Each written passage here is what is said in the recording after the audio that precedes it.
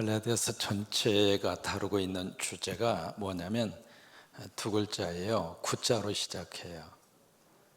교회 오면 가장 많이 들어야 되는 말 있어요. 구자로 시작하는 말 뭘까요? 구원론. 근데 이것을 이제 두 가지로 지금 서로 이제 대립 관계 속에 있는데, 이 구원을 한 부류에서는 율법을 지켜서 구원받을 수 있다, 이것을 가리켜서 율법주의라고 합니다. 한번 해보실까요? 율법주의. 그래서 이제 율법을 지켜야 우리가 구원받아서 하나님의 자녀가 되고 천국 간다. 그게 이제 한 부류의 사람들이었고, 또 한 종류의 구원에 대한 접근이 바로 복음이다. 그러니까 이게 율법에서는 뭐가 강조가 되느냐면 행함이에요. 행위예요. 뭔가 우리가 뭔가를 해야, 예를 들면 30일 작정 기도를 꼭 맞춰야 우리가 천국 가고, 29일에 끝나면 천국 못 가고,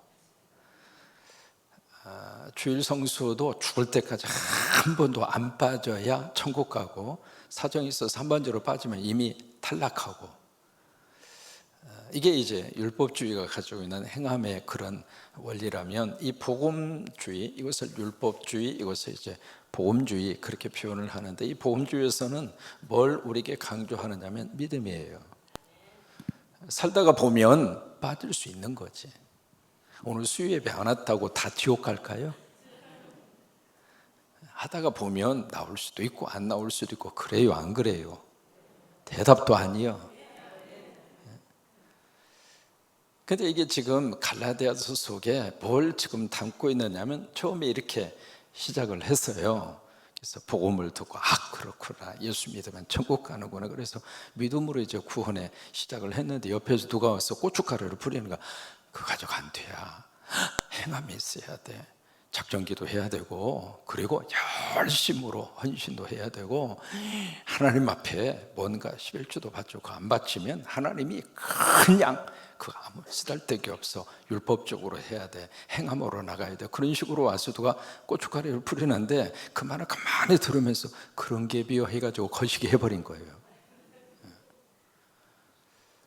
근데 그 모습을 지켜본 이 바울의 입장으로서, 왜냐하면 바울은 그 교회 성도들을 일으켜 세운 하나님의 목회자거든요. 그 목회자의 심정으로서는 가슴이 찢어지는 것 같아요. 왜? 그게 아닌데 왜 자꾸 그쪽으로 가려고 그러는가요? 목회하면서 마음속에 그런 생각이 들 때가 있어요. 조금만 우리가 하나님 앞에 기도하고 간구하면 그 기도의 응답의 역사가 분명히 앞에 있다고 하는 게 확신이 드는데, 그 순간에 그 고비를 넘기지를 못하고 중간에서 포기하고 중간에서 돌아서는 사람의 모습을 보면 참 목회자에서 마음이 아프단 말이죠. 그 심정이 갈라디아라고 하는 성경 속에 그대로 담겨 있어요. 그래서 갈라디아서 4장에서는 이 두 가지를, 아브라함의 두 아들의 케이스를 비유적으로 해석해서 그들에게 알려줍니다. 이 율법주의를 따르는 사람을 가리켜서, 그래 당신들은 종의 아들이다. 종의 아들로 태어난 사람이 이씨로 시작하잖아요. 네 글자, 이스마엘. 그래 당신들은 이스마엘의 후예야. 왜? 그 이스마엘이라고 하는 그 아들은 육체를 따라서, 다시 말해 인간적인 노력과 인간의 계산으로 나온 그 아들이 이스마엘이야. 그러면 당신들은 영적으로 이스마엘의 후손이야. 이 복음주의를 따르는 이 사람들은 누구냐면 자유하는 여자의 아들, 거기도 성이 이씨입니다. 이삭이다. 그럼 이삭은 누구인가? 약속의 자녀다. 도저히 인간적으로는 둘 사이에서 아이를 가질 수 없는데, 생물학적으로 끝났는데, 하나님이 사라에게, 하나님이 아브라함에게 자녀를 줬다. 그러면 이 이삭은 인간의 육체를 따라 태어난 생명이 아니고 하나님의 약속을 따라서, 그것을 가리켜서 우리가 뭐라고 이야기하는가? 은혜로 준 거다. 그들이 뭘 노력하고, 그들이 나름대로 뭘 하고, 나름대로 임신을 위해서 열심히 노력을 해서, 지성이면 감천이구나, 그래서 덜커덩 해서 임신해가지고 아이를 낳은 케이스가 아니고, 인간이 할 수 있는 모든 가능성은 제로. 근데 하나님이 주신 자식이다. 그게 약속의 자식인데 그가 바로 이삭이다. 그러니까 이 복음의 이 관점 속에 있는 사람들은 바로 누구냐면 자유하는 여자의 후손이다. 그거에 이해가 되셨어요? 그게 이제 4장이에요. 그러면서 5장으로 가서 5장 1절 말씀이 루터가 가장 좋아한 말이에요. 마틴 루터 들어보셨잖아요. 종교개혁을 하셨던 그 루터가 가장 좋아했던 성경 구절이 갈라디아서 5장 1절이에요. 1절 같이 한번 읽습니다. 시작. 그리스도께서 우리를 자유하게 하자. 보세요. 그리스도께서 누구를 자유롭게 해요? 그때 우리가 누구일까 이 말이에요. 오늘 여러분들 읽으신 본문 속에서 두 가지 부류의 사람이 등장하거든요. 첫째는 누가 나오냐면 너희가 나옵니다. 그 다음에 두 번째 누가 나오냐면 우리가 나옵니다. 이 너희와 우리는 전혀 달라요. 너희는 여기는 누구인가? 율법주의를 따르는 사람. 다시 말해서 할례 받아야 된다. 할례 안 받으면 예수를 믿든 예배를 드리든 아무 소용없다.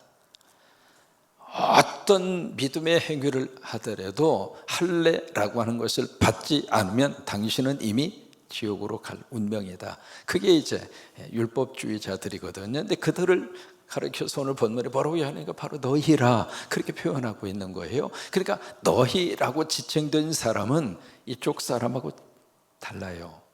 근데 그 다음에 누가 있는가? 우리가 있어요. 우리는 누군가? 복음주의입니다. 나 예수 믿어서 구원 받는다. 내가 노력해서 천국 가는 건 난 아니야.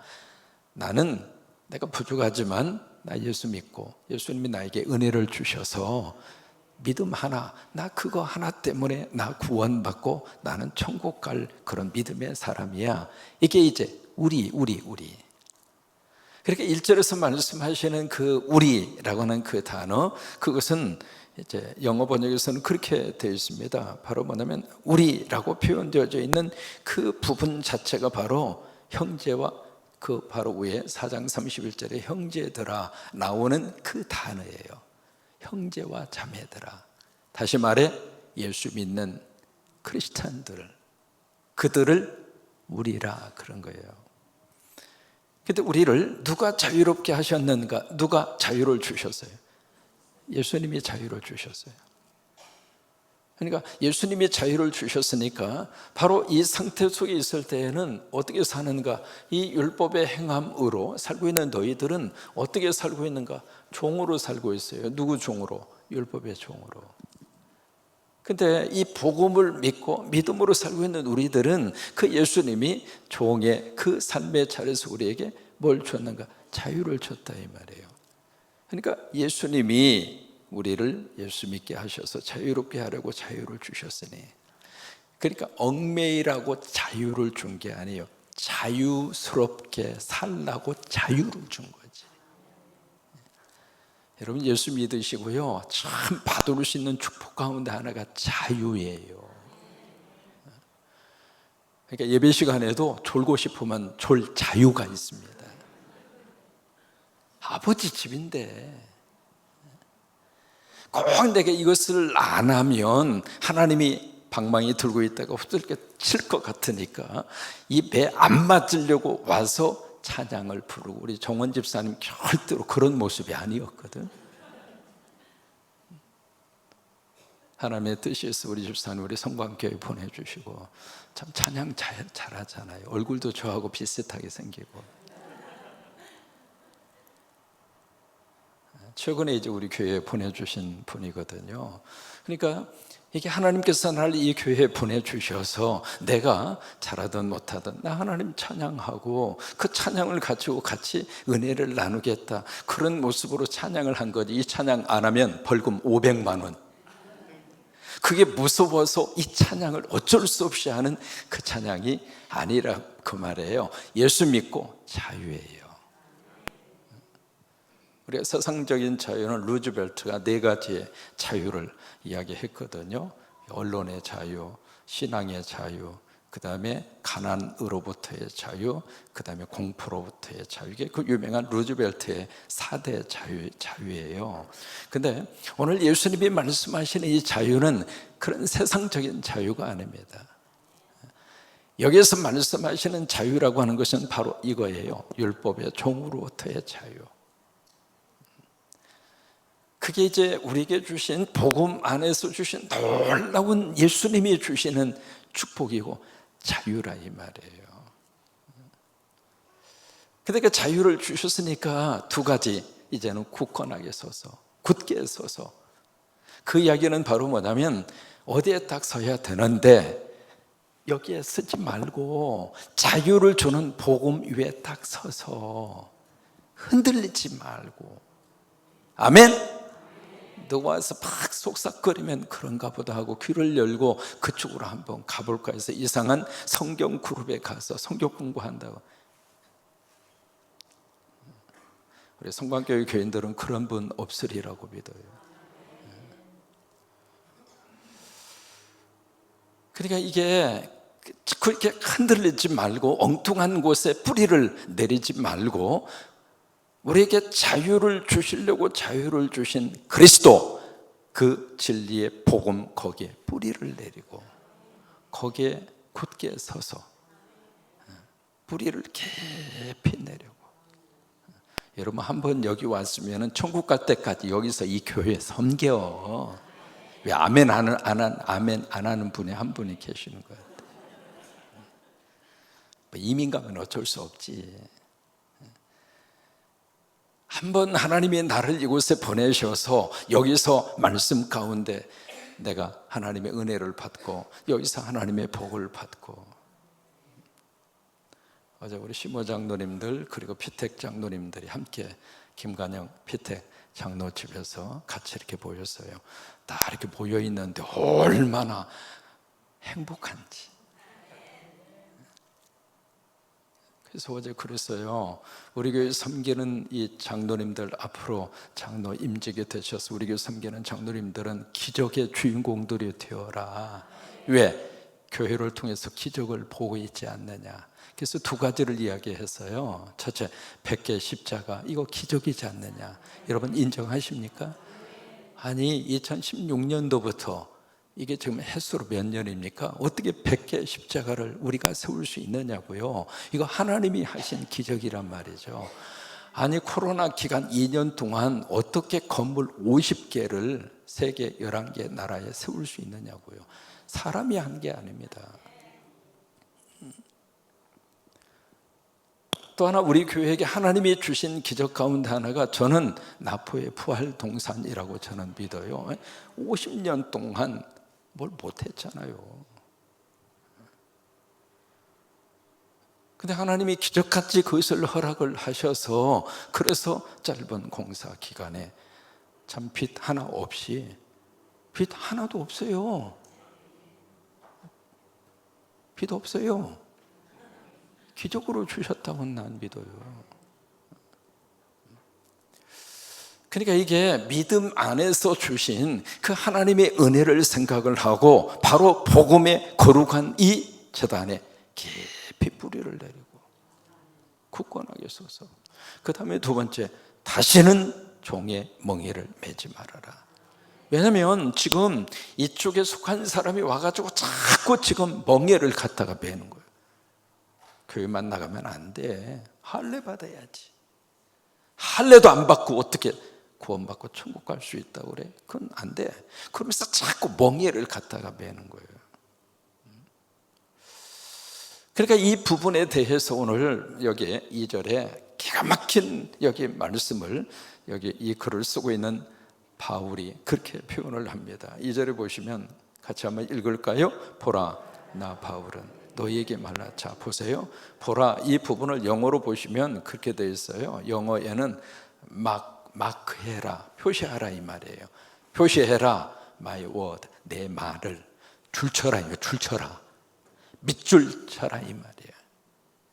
그냥 내 말 듣고 끝나지 말고 빨간 벨 들어서 빨리 밑줄 쳐, 그 표현이에요. 보라 이 말이. 그래서 그 다음에 하는 말이 나 바울은, 이게 뭐예요? 바울의 사도적인 권위를 가지고 그들에게 단호히 선언하는 거예요. 나 개인적인 생각으로 하는 말이 아니다. 나 바울의 인격과 바울의 모든 것을 다 담아서 그러면서 그들에게 아주 단정적으로 딱 선언하면서 이거 밑줄 그어. 믿음 생활하는 너희들 이거 밑줄 긋지 않으면 구원의 역사에서 흔들리니까 이거 밑줄 긋고 절대로 잊어버리지 마 하고 주신 말씀 2절이에요. 그럼 뭐라고 이야기하는가? 너희가 만일 뭘 받으면 이 부분이 3번 나옵니다. 여기 할례를 받으면 이라고 하는 조건적인 내용인데, 여러분 이 할례 문제 이게 남자분들은 이제 다 알아요. 여자분들은 할례에 대한 문제가 잘 이해하기가 좀 그렇습니다. 남자분들은 이제 군대 가면 되게 그냥 이렇게 뭐 할례하고 그래요. 저도 군대 가서 했어요. 했는데 조금 의과대학 다니다가 말다가 온 사람이 와가지고 그냥 해준다고 그러니까 공짜인데 그래서 공짜로 했어요. 했는데 조금 이상하게 해가지고 일주일 동안 팅팅 부어가지고 뭘 부었는지는 상상하지 마시고 그래가지고 이게 이러고 다녔어요. 이렇게 아파가지고 이게 다닐 수가 있어야지. 근데 어쨌든 고생 끝에 이제 세월이 지나니까 아물긴 하더라고요. 이게 남자분들은 이제 할례 문제를 좀 경험이 있어서 아는데, 되게 지금 이제 병원에서는 아이가 태어나면 남자 아이 같은 경우에는 묻잖아요. 태어나기 전에 할 거냐고 안 할 거냐고 묻잖아요. 이게 이제 어떤 의술적인 어떤 의학적인 그런 차원에서 이 할례를 하는 경우가 있어요. 근데 두 번째로 종교적인 의미로 이 할례를 하기도 하거든요. 근데 여기서 할례라고 하는 것은 신학적인 문제예요. 이 문제는요. 이게 왜 신학적인 문제가 됐는가? 이 할례 문제가 단순히 할례, 그것으로 끝나는 것이 아니라 이 할례와 율법이 사실은 동일시되고 있는 거예요. 그러니까 만약에 너희잖아요. 너희가 할례를 받으면 그 이야기는 그래 율법주의로 돌아가면 그 말이에요. 율법주의로 돌아가면 그러면 어떤 일이 일어나게 되는가? 자, 3가지입니다. 2절에 보시면 너희가 만약에 할례를 받으면 율법주의로 넘어가면 그리스도께서 너희에게 아무 뭐가 없어요? 유익이 없다. 주님이 당신들에게 도움되는 게 없다. 왜 그럴까? 이 부분으로 가면 뭐를 강조한다고 그랬죠? 행함이에요. 그러면 예수님이 복음이라고 하는 것은 복음의 가장 중요한 본질은 바로 예수님이잖아요. 예수님이 바로 내 죄를 위해서 십자가 지시고 예수님이 돌아가신 지 사흘 만에 부활하시고 구원을 위한 모든 것을 주님이 완성시키셨어요. 다만 우리는 그걸 아멘 하는 거예요. 내가 구원받을 수 있는 모든 조건과 모든 것을 예수님이 다 끝내놓으셨다 이 말이에요. 그래서 우리는 그 주님이 하신 구원의 거룩한 사역을 내가 아멘 하면 그 구원의 사역이 바로 내 것이 된다 이 말이에요. 그렇게 해서 우리가 믿음으로 구원받고 천국 간다 이 말이에요. 그잖아요. 그런데 예수님이 하신 이 일에 대해서 이건 소용이 없고 우리가 하겠습니다. 우리가 뭔가를 해서 이것을 하겠습니다. 그러면 예수님이 하신 이 일이 그 사람들에게는 아무 도움이 안 된다 그 말이에요. 소용이 없다 그 말이에요. 그래서 두 번째 3절입니다. 같이 있습니다. 내가 할례를 받는 각 사람에게 다시 증언하는, 이제 주변에서 이렇게 할례를 받는 사람이 많아졌다 그 말이에요. 그 사람들에게 또다시 내가 말한다. 3절 계속 있습니다. 그는 시작 그는 율법 전체를 행할 의무를 가진 자라. 그러니까 할례는 단순히 할례만 받고 끝나는 것이 아니라 이 할례는 곧 율법이니까 그러면 율법 전체를 지켜야 될 것이다. 그러면 자, 생각해 볼까요? 우리가 율법을 다 지킬 수 있어요, 없어요? 사람은요, 율법 다 지킬 수 있는 능력이 없어요. 거짓말하지 말라. 거짓말에 대해서 일생 지금 태어나서부터 지금까지 한 번도 거짓말 안 한 분 있으면 양발 벗고 일어나 봐요. 누구도 일어날 수 없어요. 그 하나도 제대로 못 지키는데 그럼 율법 전체를 다 지켜야 된다는 거예요. 왜? 만약에 할례 문제가 할례로 끝나는 것이 아니라 할례가 곧 율법이니까 율법에서 요구하는 모든 조항을 너희들이 지켜야 될 것이다. 만약에 할례 쪽을 선택한다면. 세 번째 4절 같이 읽습니다. 율법 안에서 의롭다함을 얻으려 하는 너희는 그리스도에서 끊어지고 은혜에서 떨어진 자로다. 무서운 말입니다. 이게 이제 율법주의로 흘러갔을 때 나타나는 현상들이에요. 그러니까 여기 너희라고 나와져 있는 이 그룹의 사람들이 바로 이쪽으로 치우쳐서 그쪽으로 팍 하니까 그래 너희는 복음과의 관계가 이렇게 될 것이다. 그래서 이제 5절로 가면 누가 나오는가? 우리가 나옵니다. 너희하고 전혀 다른 우리 복음주의 속에 들어있는 우리 5절입니다. 시작. 우리가 성령으로 믿음을 따라 의의 소망을 기다리. 여기서 5절과 6절의 우리에 대한 부분인데 우리라고 하는 말씀을 하면서 두 번에 걸쳐서 뭘 강조하는가? 뭘까요?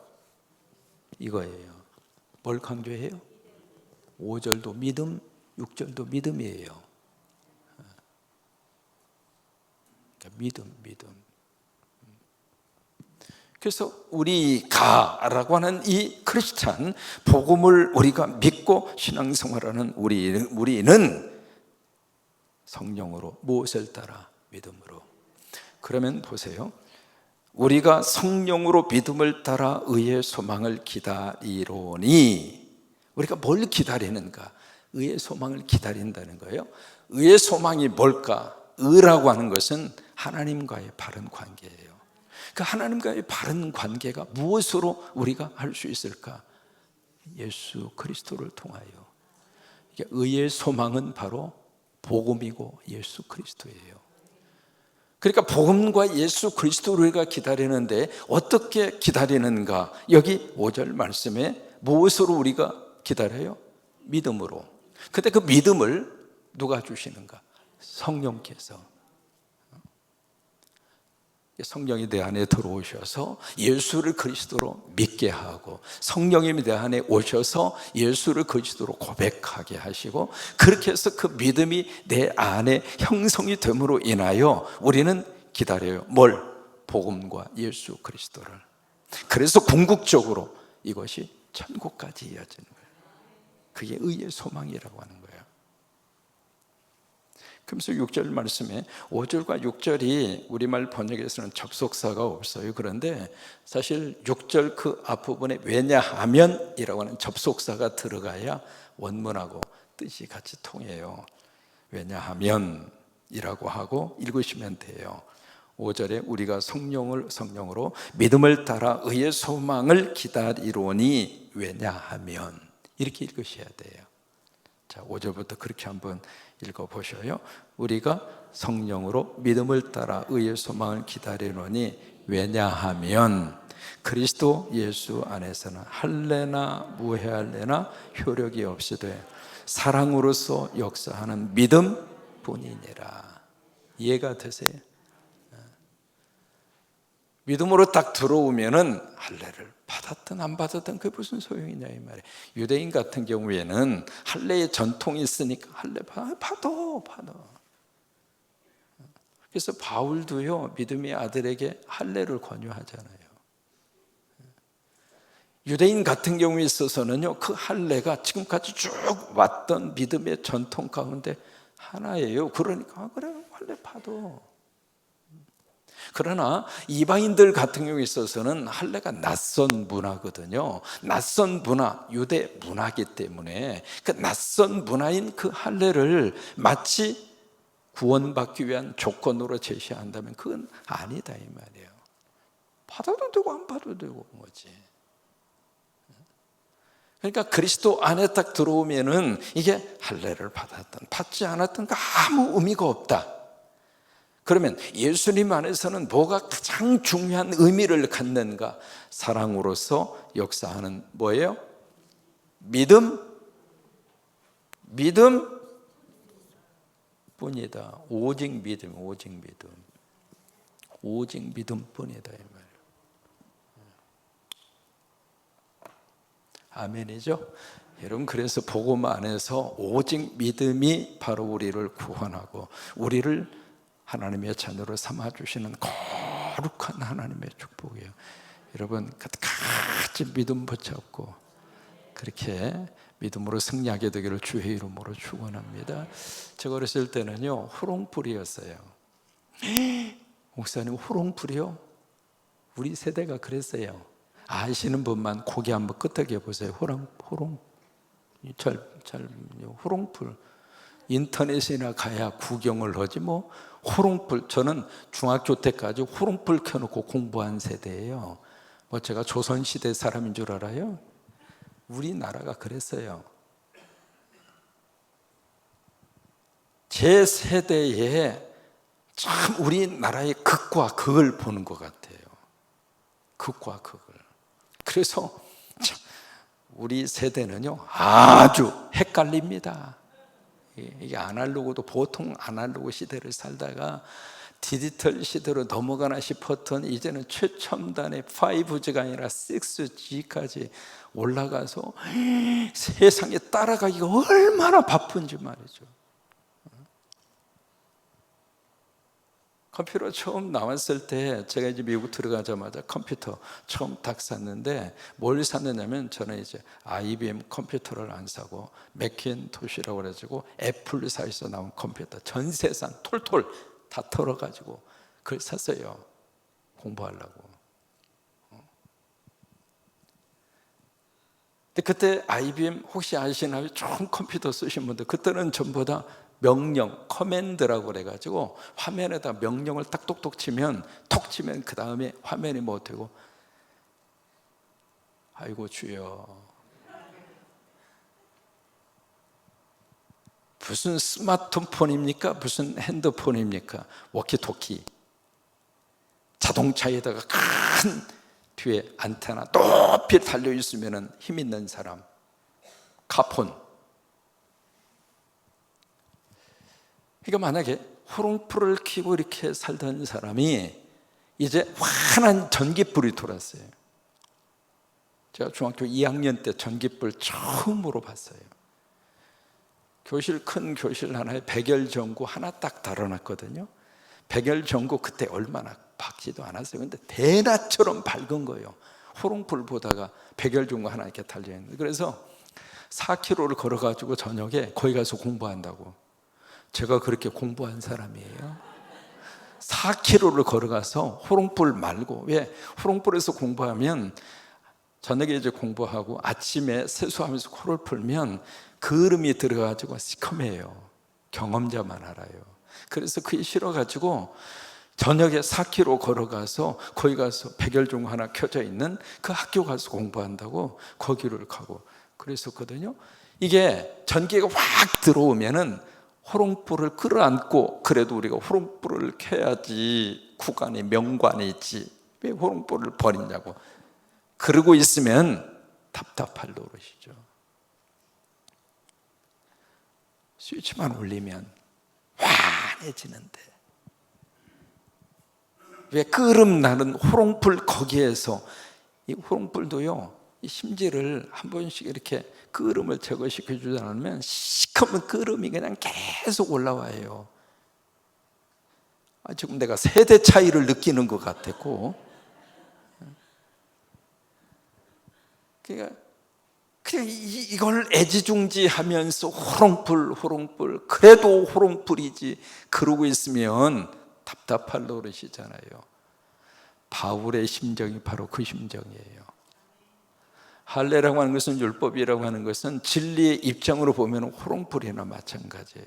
그거라도 있어야 하나님을 찾아가고, 그거라도 있어야 진리를 추구하고, 그래서 하나님이 허락해 주신 것인데, 이제 진리의 빛이 오셔서 환한 예수 그리스도의 거룩한 태양의 빛을 비춰주고 있는데, 그 밑에서 호롱불 가지고 그러고 있으면 말이 되느냐 이 말이에요. 그죠? 예수 안에서 주시는 이 엄청난 복음의 은혜와 자유, 이 축복 여러분에게 넘치기를 주의 이름으로 축원합니다.